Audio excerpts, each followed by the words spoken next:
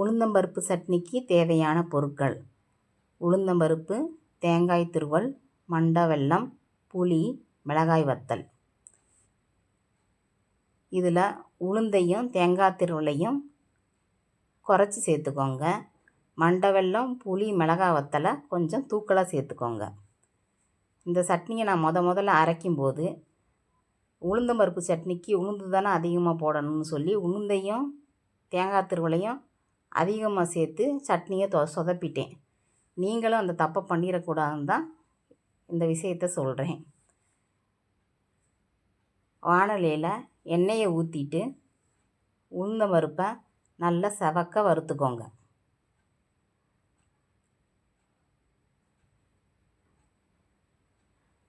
உளுந்து செவந்ததும்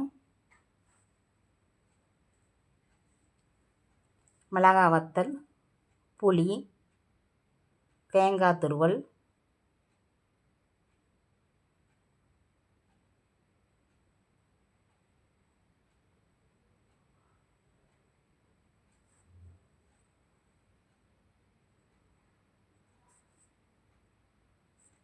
மூணு பல் பூண்டு சேர்த்து அதையும் நல்லா வதக்கிக்கோங்க.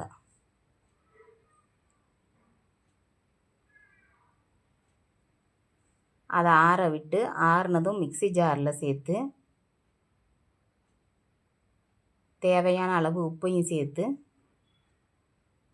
தண்ணி ஊற்றாமல் கொரக்கரன்னு அரைச்சி எடுத்துக்கோங்க.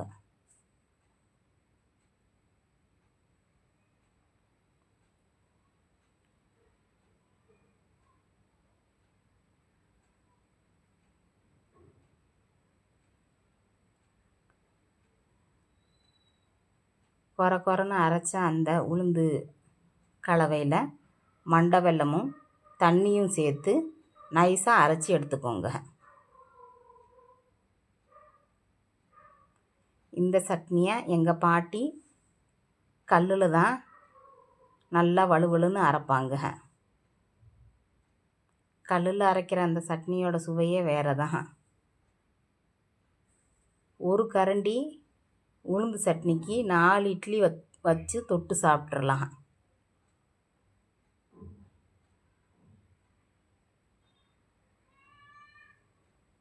இந்த சட்னி புளிப்பு, இனிப்பு, காரம், உப்பு கலந்த கலவையாக அருமையான சுவையோடு இருக்கும்.